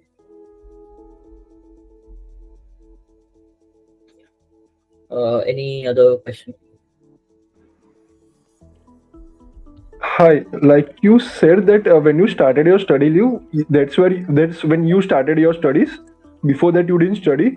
So how could you like start your studies and then complete a subject in 10 days, like FR, SFM, 10 Correct. days or 12 days, and then give a paper? Someone to ask me this question. I was really wanting someone to ask, because again, जब मतलब हर कोई बोलता है कि पहली बार आपको चीजों को करने में FR जैसे वास्ट सब्जेक्ट को करने में आपको 20 दिन लग जाते हैं, 15 दिन लग जाते हैं. ट्रू दैट, बट उसका तरीका या उसका hack what probably it could be कि जब आप डे 1 पे बैठो, and this is applicable to all the subjects. अगर आप डे 1 पे बैठो तो how I used to approach, day 1 पे मैं जब बैठा, एफआर के जितने भी, for example I am only talking about FR के जितने भी इंडेक्सेस है, मैंने सारे इंडेक्सेस एक पेज पे लिखे, दूसरे पेज पे सारी डेट्स लिखी कि फॉर एग्जांपल मैं फर्स्ट को स्टार्ट कर रहा हूँ, 10th को टेस्ट है तो first second third fourth fifth six seven 10 से लेके मैंने सारी डेट्स लिखी. और अब मैंने क्या करा कि हर दिन पे मैंने इंडेक्स को बाइफरकेट करा कि इस दिन मैं इतने इंडेक्स करूंगा, इस दिन मैं इतने इंडेक्स करूंगा. तो फॉर एग्जांपल 40-45 इंडेक्सेस अपने एफआर में, मैंने सारे इंडेक्सेस को प्लॉट करा कि हाँ, कि एक दिन में सिर्फ सपोज 115 और 116 हो सकता है, कोई तीसरा नहीं हो सकता, बस ये दोनों अपने आप में इतने वास्ट है. तो ऐसे मैंने करते करते मैंने प्लॉट करा, मेरे 8 दिन पूरे भर गए और मेरे हाथ में आउट ऑफ 40 15-20 इंडेक्स फिर भी रह गए. तो मेरे को समझ में आया कि भाई 10 दिन में तो नहीं हो सकता, बिकॉज पूरा सब्जेक्ट को मैंने एकदम सारे दिन को एयर टाइट करने के बाद भी मेरे हाथ में बहुत सारे टॉपिक्स है जो मैं टच भी नहीं कर पा रहा. फिर मेरे को समझ में आया कि भाई जितना मैंने लग रहा है मेरे को कि एक दिन में इतना, मेरे को अपना आउटपुट बढ़ाना पड़ेगा.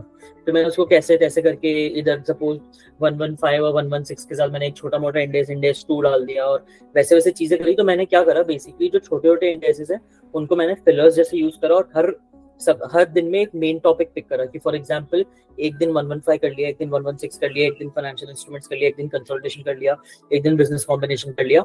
सारे एक एक दिन पे मैंने एक मोटे मोटे मेजर टॉपिक्स को प्लॉट करा और फिर जो छोटे छोटे इंडेक्सेस है, चाहे वो इंडेक्स 2 हो, 40 हो, 41 हो, 12 हो, जो भी ऐसे छोटे छोटे इंडेक्सेस है, उन सबको फिर मैंने गैप फिलिंग में यूज करा. और फिर लास्ट में जो बहुत सारे छोटे मोटे बच गए, कुछ इंडेक्सेस मैंने ड्रॉप भी करे. For example index 101 first time adoption मेरे को लगा कि काम का नहीं है तो मैंने छोड़ दिया.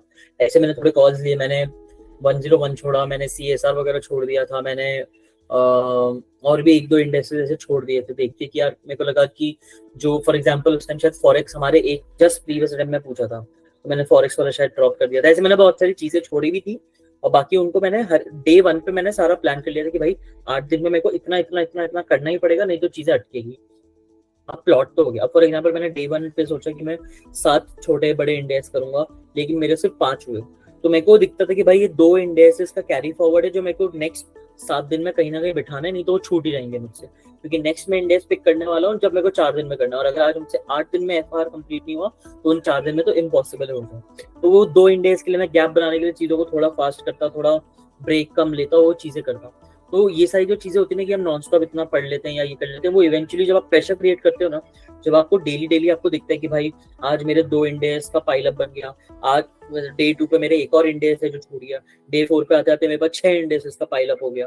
तो ऐसे करते करते और फिर हो सकता है कि eventually will end up taking a day extra, but वो प्रेशर की वजह से आपकी स्पीड बढ़ने लग जाएगी टू मेमोराइज थिंग्स। तो आपको रियलाइज होगा कि अगर मैं सपोज मेरी कैपेसिटी की बात करूँ, अगर मैं डे 1 पे सिर्फ 5 इंडेक्स की कैपेसिटी थी, तो within like a month or so you'll end up increasing your capacity to 6 or 7 indices, which will eventually help you in other subjects maybe and FR में भी जब आप next time pick करोगे।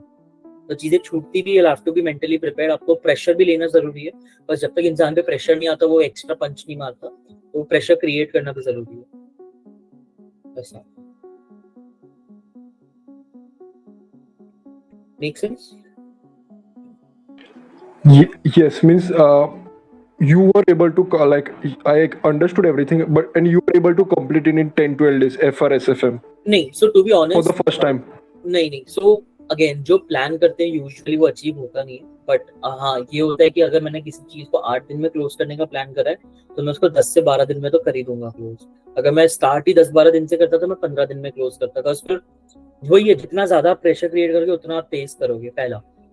Second, अगर इसीलिए मैंने जो प्लान है ना, इसमें आपके पास 10 दिन का आगे बफर है, राइट। और बाकी अब फॉर एग्जांपल अगर इसमें आप और नक्स एंड ट्रिक्स में जाओगे तो अभी जैसे जो आपका इलेक्टिव है, उस इलेक्टिव को भी आपने 10 और 4 14 दिन दिए हुए, लेकिन इलेक्टिव सच्ची अगर कोई भी इलेक्टिव हो आपको 4-5 दिन से ज्यादा पढ़ने की जरूरत नहीं है टोटलिटी लेवल्स पे, तो वहां पे आप 10 दिन बचाओगे, तो 10 दिन ये और 10 दिन आपके जो लास्ट का बफर है, प्लस अभी फॉर एग्जाम्पल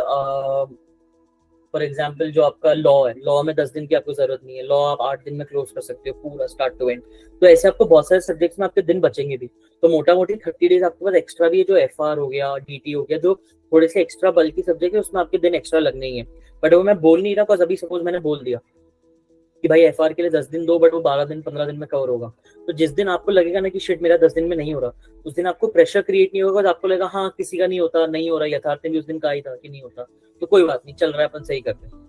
तो क्योंकि अगर आपको लग रहा है ना कि यार 10 दिन में क्लोज होना इस सही, पर हर जगह अगर नहीं होता तो फिर आपको प्रेशर नहीं होगा, तो आप वो स्पीड नहीं करोगे, तो आपकी 12 दिन में भी क्लोज नहीं होगी, आपकी 15 दिन में भी क्लोज नहीं होगी, अगर आपको लगेगा नहीं है तो बल्कि इसको इतना चाहिए होता है।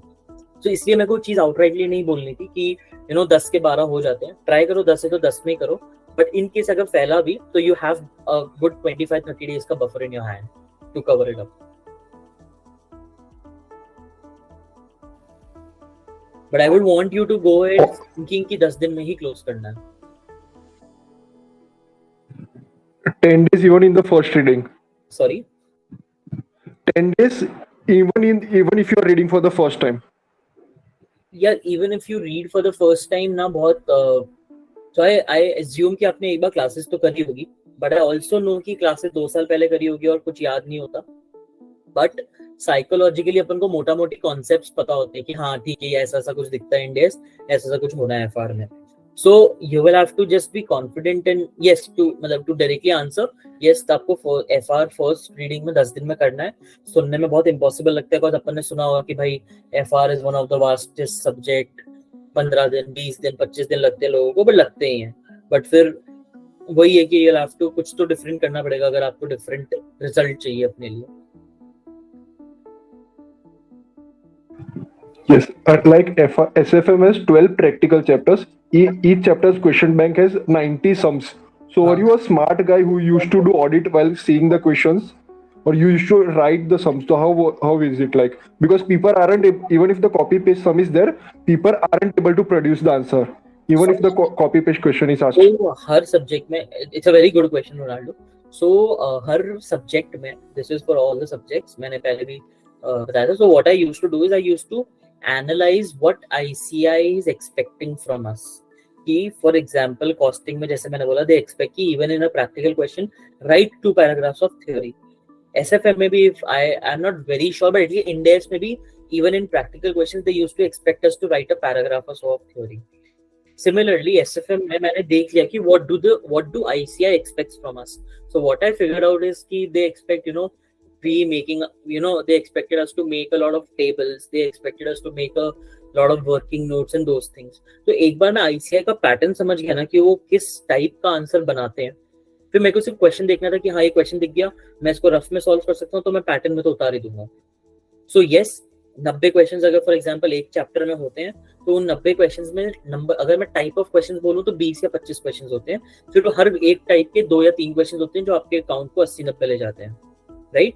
तो मैं उन 20-25 टाइप ऑफ क्वेश्चंस को आइडेंटिफाई कर लेता था और फिर सिर्फ उनको ढंग से सॉल्व करता था और बाकी की ऑडिट भी नहीं करता था. टू बी ऑनेस्ट, ऑडिट मतलब ठीक है उनमें से एक दो की ऑडिट कर लिया, बाकी फिर मैं छोड़ ही देता था कि सेम टाइप ऑफ क्वेश्चन करके उसको क्रॉस लगा देता, क्योंकि उसको लाइफ में कभी नहीं देखना. Make sense, Ronaldo? Yes, perfect. Yes. Sachin, we can't hear you if you are speaking. कह रहा हूँ चैट में भी इसका क्वेश्चन है. रक्षा Bhandari, how do we go about planning when we have 2 subject classes pending, IDT and law? IDT pending है पूरे 4 months में, एक या 2 क्लासेस, तो कैसे प्लान करें? So I would prefer, मतलब जिसने भी चैट में क्वेश्चन डाला है, I would prefer कि आप अनम्यूट करके आप यहाँ पे क्वेश्चन बोलो. मैंने चैट का पढ़ लिया था, but I don't want to मतलब really cater to chat, because I would want people to speak up. Interaction होगा तो फायदा होगा. सो अगर वो उसका क्वेश्चन अभी भी रेलेवेंट, मतलब इवन इफ अभी भी उनको जवाब चाहिए तो आप अनम्यूट करके आप पूछो तो भी बेटर. Hi, Raksha here. या हाय रक्षा. So I understand कि 10 दिन में एक सब्जेक्ट कंप्लीट करना है, given like I've listened to you, but according to me, what is my level of study is as of now is that my 2 classes are pending, मतलब ongoing है, 25% done है. So I am just thinking कि पहले वो complete करूँ या simultaneously should I start my revisions? So I'm just confused. So in that way I should pick up 2 subjects, and again as you said, it will be very overwhelming कि ये भी नहीं हुआ वो भी नहीं हुआ. So I'm just like confused. So which 2 subjects are pending for you? IDT and law. IDT and law. Okay. So an IDT आपने किससे ली है? It's a local faculty, Tarun Raj from Chennai. Okay, understood. So irrespective, probably what you can do is, so see, to be very honest, हम सब classes लेते हैं, but वो classes सिर्फ psychological factor होता है कि हाँ भाई हमने क्लासेस ले रखी है तो कुछ हो जाएगा. Because if you ask people जिन्होंने क्लासेस ली है, वो भी यही बोलेंगे भाई हमको कुछ याद नहीं है, बस क्लासेस होने के लिए हो गई. ठीक है, तो इन अ वे क्लासेस का कोई यूज नहीं होता है. It's just a psychological comfort कि हाँ भाई क्लास लिए तो मे बी हमें आता है या कुछ, बट कुछ उससे होता नहीं है पहला. बट क्योंकि वो क्लासेस है, so what probably you can do is you can आप 2x पे लेक्चर्स देखना चालू करो, स्पीड बढ़ा दो एंड ट्राई करो कि आप 5 दिन में लेक्चर्स को खत्म कर दो, जितने भी लेक्चर्स बचे हैं आपके. Because IDT law I understand दोनों में 60-70 लेक्चर से ज्यादा नहीं हो सकते हैं, चाहे वो कितने भी वो हो. तो बेटर है कि आप 2-5 दिन में कैसे भी करके आप लेक्चर्स खत्म कर दो. सिर्फ सुनो और आगे बढ़ो आगे बढ़ो आगे बढ़ो. बिकॉज अल्टीमेटली जो काम आएगा वो सेल्फ स्टडीज काम आएगी. और अगर आपको चाहिए तो आप लेक्चर्स ड्रॉप भी कर सकते हो, स्पेशली लॉ में तो लेक्चर्स की बिल्कुल जरूरत नहीं है. आईडीटी अगर आपको चाहिए कॉन्सेप्चुअली तो आप कर सकते हो, नहीं तो आप यूट्यूब पे जो रिवीजन वीडियोस है यशवंत मंगल सर के या किसी के जो भी आपको जमे, अब उसमें उन्होंने हर टॉपिक कवर कर रखा है. आपसे वो भी अगर आप देखोगे तो आपको 7-8 घंटे लगेंगे और आपका पूरा आईडीटी कवर हो जाएगा उन रिवीजन लेक्चर्स के बेसिस पे. तो आप चीजों को ऐसे एक्सपेडिट कर सकते हो और 2-4 दिन में गेट इट क्लोज. का सेल्फ स्टडी ही काम आनी है. आप कितने लेक्चर्स देख लो, कितना अच्छे से देख लो, कुछ काम नहीं आना है. Right. And I think other people जिन्होंने क्लासेस लिए they would agree to it कि भाई क्लासेस जो लिए कुछ कितना ही याद है और क्या ही काम आता है.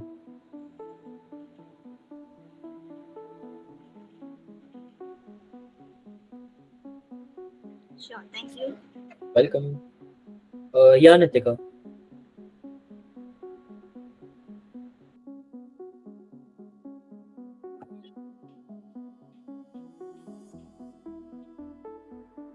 Hello Nitika. Sorry, I was on mute.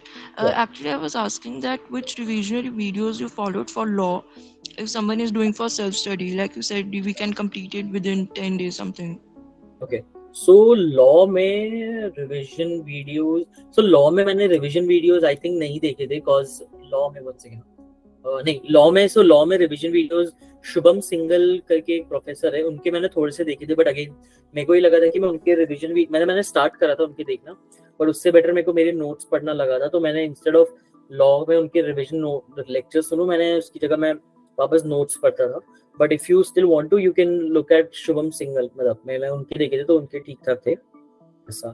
बाकी आप गूगल मतलब यूट्यूब पे नॉर्मल डालोगे ना CA फाइनेंस लॉ रिवीजन, तो आप 3-4 प्रोफेसर्स के आप जो भी टॉप में आ रहे हैं आप उनके देख के पहला आप देख सकते हो उन्होंने सारे टॉपिक्स कवर करें। एंड सेकंड हाँ लॉ में एक सानिध्य सराफ करके एक सर है, उनका टेलीग्राम चैनल पे उन्होंने बहुत सारे लॉ के हर टॉपिक पे ऑडियो क्लिप्स डाले हुए हैं 20-20 25-25 मिनट के, जो कि वो बहुत अच्छे हैं। करेक्ट, वो बहुत अच्छे हैं, आप वो सुन सकते हो। सानिध्य सराफ के टेलीग्राम चैनल पे हर टॉपिक पे 20-20 मिनट पे वो है ऑडियो क्लिप्स हर चैप्टर की, वो काफी अच्छी है। So what should be our approach, like if someone is doing self study and within a short period of time law has to be covered?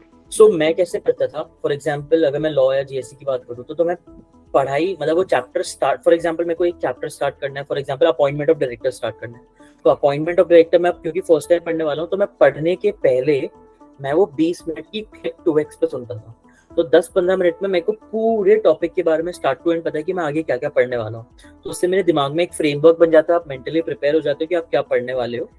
तो मैं पहले वो रिविजन सुनता था, फिर मैं चैप्टर पढ़ता था और फिर मैं वापस एक बार मतलब खत्म करने के बाद मैं वापस उस 10 मिनट की क्लिप को सुनता था, तो उससे चीजें मेरे क्रिस्प हो जाती थी और चीजें 3 बार मेरे दिमाग में जाती थी और चीजें अच्छे से बैठ जाती थी।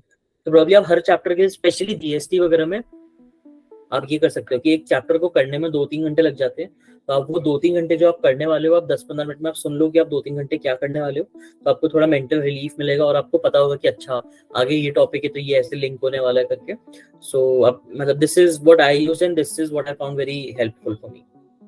उसको स्टार्ट और एंड में आप रिवीजन लेक्चर सुनो तो आपका चीजें बहुत अच्छे से बैठ जाती है दिमाग में, क्विक रिकैप हो जाता है। Okay, thank you.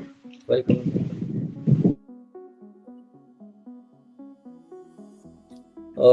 Any other questions?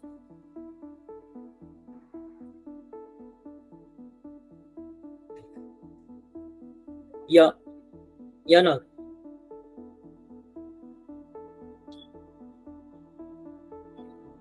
Hello. Yes.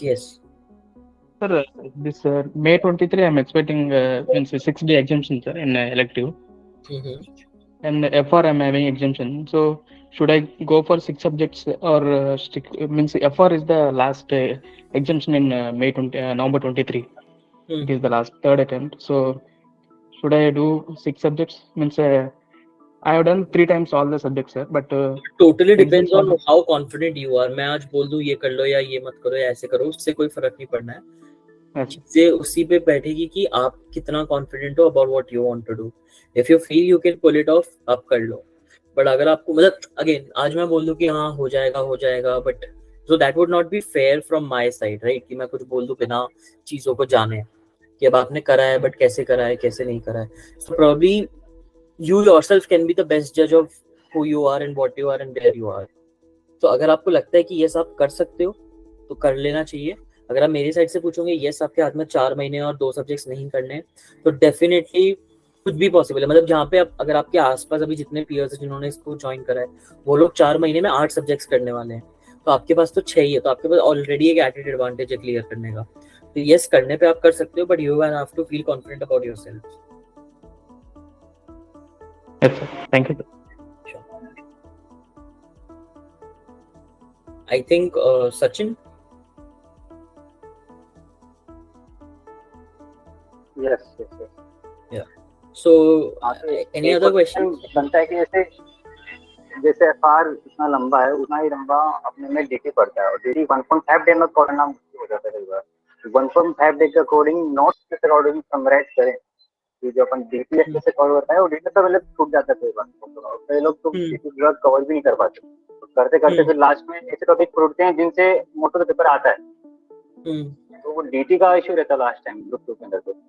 So DT में अगेन वही होता है कि आपको बहुत सारे टॉपिक्स छोड़ने पड़ेंगे, बिकॉज उसमें इतना सारा है ना, असेसमेंट प्रोसीजर्स, ये वो बहुत चीजें आपको थोड़ा दिमाग लगा के आपको देखना पड़ेगा कि क्या करना है क्या नहीं करना। फॉर एग्जाम्पल जो सैलरी हेड है वो आप, मतलब जैसे मैंने क्या करा था मैं वो बता रहा हूँ now, it should be your call. For example मैंने सैलरी हो गया, हाउस प्रॉपर्टी हो गया, ये सब चीजें छोड़ दी। इंटरनेशनल टैक्स में जो मेरे को लगा कि इतना इंपॉर्टेंट नहीं है, चाहे वो इक्वलाइजेशन लेवाए हो या जो लास्ट के 2-3 टॉपिक्स हैं, उसको मैंने ड्रॉप कर दिया। केस लॉज मैंने ड्रॉप कर दिए। तो पहले आपको चीजों को काट के आपको क्रिस्प करना पड़ेगा, उस लेवल पे लाना पड़ेगा जितना आपको लगता है आपका कैलिबर है कि हाँ मैं इतना कर लूंगा। मेरे को लगता था कि मैं पूरा डीटी नहीं कर सकता, तो मैंने बहुत सारे टॉपिक्स कट कर दिए कि मेरे को ये नहीं करना, ये नहीं करना, ये नहीं करना। एंड उसके बाद जो बचा उसको मैंने करा। अब उसमें भी कैसे करा, मैंने भंवर बुराना सर से क्लास ली थी, तो भंवर बुराना सर की कॉम्पैक्ट और कंपाइलर करके बुक्स आती है, तो मैंने सिर्फ कॉम्पैक्ट और कंपाइलर यूज करी। जितनी बार उसके कर सकता रिवीजन उतनी बार करे।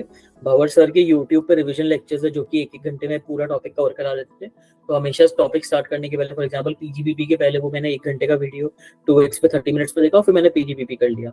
तो so on and so forth मैं ऐसे करता गया और कंपाइलर से क्वेश्चंस करे, and that is how I could manage to do DT. Aishwarya, you have raised your hand. Hi, Shitransh. Actually, I wanted to ask, like, during your revision, did you cut off from social media? Like, were you in connect with your friends for discussing or anything? Like, I just wanted to ask this. Right. So I did. So again, अब इसमें ना कुछ लोग होते हैं जो plane अपना phone बंद ही कर देते हैं, कुछ लोग होते हैं जो डेली अपना फोन एयरप्लेन मोड पे डालते हैं, कुछ लोग होते हैं जो डीएक्टिवेट ही कर देते हैं।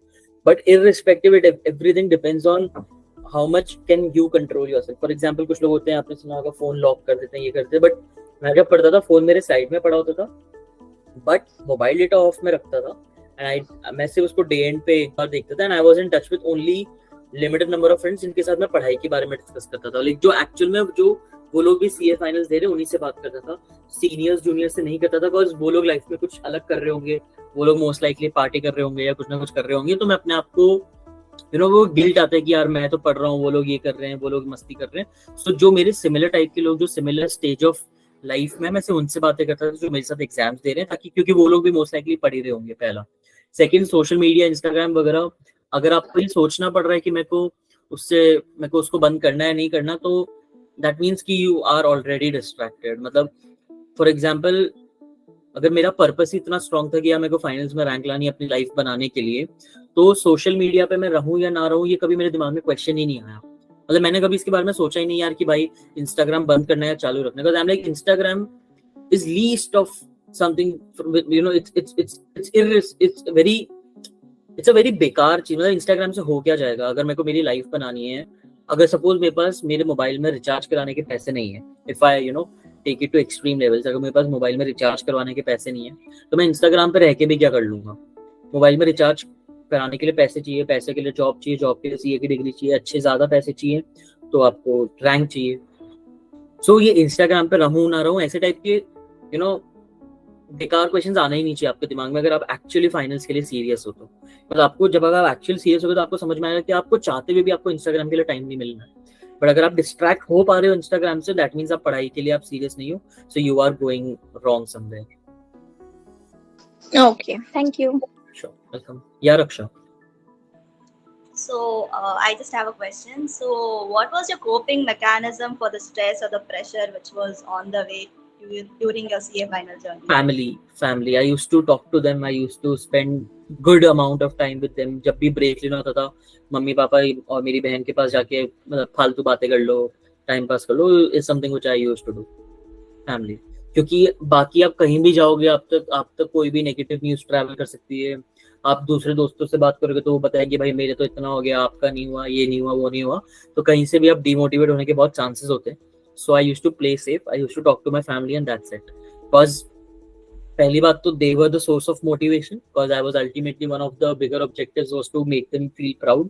तो कहीं ना कहीं उनको देख के भी उससे रिमाइंड मी कि मैं क्यों अपने आप को, अगर मैं इसको टॉर्चर बोलूं डेली 10 घंटे 15 घंटे बैठ के पढ़ना 4 महीने तक, तो why do I torture myself. तो it's what is a daily reminder कि भाई I want to make them happy, इसलिए आई एम डूइंग दैट। तो मेरे को रिमाइंड भी होता था। प्लस फैमिली है तो ऑब्वियसली आप लोग पॉजिटिव वाइब्स भी शेयर करते हो, पॉजिटिव एनर्जी शेयर करते थे, they are your well wishers. So it's always safer to talk to them and just be amongst them, like make them your inner circle. Also, to add on, given this November 23, this will be the existing attempt in the old scheme. So, I Right. mean, the last attempt in the existing scheme. So, like, this is an additional pressure कि अरे यार करना ही पड़ेगा करके. Correct, So, correct, correct. it's I like think I that don't. बहुत लोग होते हैं जो प्रेशर को अच्छे से नहीं लेते, but I think pressure is actually necessary because pressure is the driving force which drives you forward. अगर आप प्रेशर नहीं ले रहे तो भाई कहीं ना कहीं गड़बड़ है. आप ऐसा मतलब this is what I feel and this is what I think should be your approach.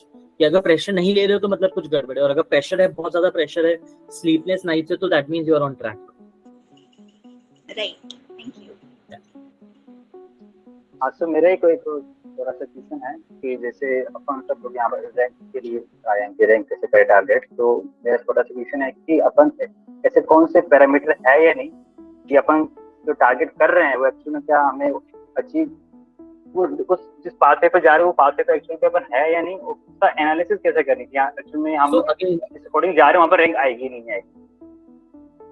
So I think जो अपन मॉक टेस्ट देने की मैं बात कर रहा था हर 10वें दिन या हर 4थे दिन, वो मॉक टेस्ट का जो रिजल्ट आएगा आई थिंक वो ये बहुत सारी पिक्चर क्लियर कर देंगे कि अगर आपके 40-50 मार्क्स आ रहे तो आपको ये पता होगा पास होगा, अगर आपके 60-70-80 मार्क्स आ रहे तो आपको पता तो आपको लगेगा कि हाँ भाई रैंक भी आ सकती है.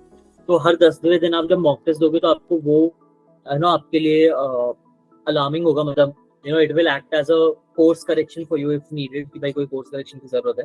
तो मॉक टेस्ट होगा पहला. सेकंड, जो मैंने स्केड्यूल बताया कि वो 10-10 दिन 15-15 दिन वाला, तो प्रोबेबली आप उसको एक जगह पे लिख सकते हो और आप डेली आप ट्रैक कर लो कि यार मेरे को इतना इतना करना था, इतना हो गया, मैं कितना आगे कितना पीछे हूँ. अगर मैं बहुत ज्यादा पीछे हूँ दैट मीन्स कि मैं कुछ कहीं ना कहीं कुछ तो कमी छोड़ रहा हूँ, राइट. तो आप फिर उसको पूरा कर सकते हो. एंड सेकंड मॉक टेस्ट आपको जब मार्क्स आपको डेली आएंगे तो आपको एनीवेज पता चल जाएगा where are you standing. Mock test भी ऐसा है कि मॉक टेस्ट एक तो पेड मिलते हैं मार्केट में, एक अपन जो अपने आईटी के आते हैं वो है, कौन सा बेस्ट रहेगा? Good question. So mock test में आई थिंक यस, मतलब एक एमटीपी वगैरह आता है एसीआई का, बट आई थिंक आपको मॉक टेस्ट या तो आप मतलब खरीद सको तो बढ़िया, अगर नहीं कर सकते तो आप किसी एक पार्टनर को ढूंढ लो जो आपका चेक करे और आप उसका चेक करो. But I would again suggest कि आप कहीं किसी से ले लो, क्योंकि वो लोग ना थोड़ा आईसीएआई के हिसाब से चेकिंग वगैरह करते हैं, आईसीएआई के हिसाब से क्वेश्चन पेपर्स वगैरह बनाते हैं, तो उसमें आपको थोड़ा एक फेयर इवैल्यूएशन मिल जाता है. तो बेटर, और फिर वो लोग रिमार्क्स कमेंट्स भी देते हैं कि आप कहाँ बढ़िया हो कहाँ बढ़िया नहीं हो एंड वैसा.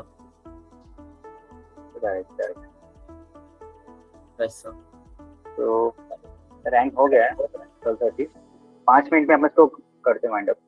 श्योर. कोई और किसी क्वेश्चन हो?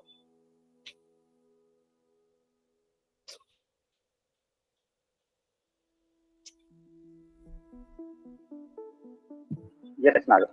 Hi. Yeah. A last question. Thank you so much for everything. Thanks a lot. Like Nag also asked a question. I also have a similar question. Like I gave my CA final group 2 3 times. I failed 3 times. So now 4 months are left. So I know everything about group 2. I failed, but I can complete that in 1.5 month. Group 2. And group 1 studies, I did all the sums. I took my classes back in 2020-21. So right now, I believe if you are in my shoes, you in 4 months you would have gone for both groups and cleared it. But as compared to mine, is group 2 is I know everything. I have studied it. I couldn't clear. So, but I have that you said confidence. So I have confidence issue, like thinking about both groups. As compared to you have done it like in 4 months. So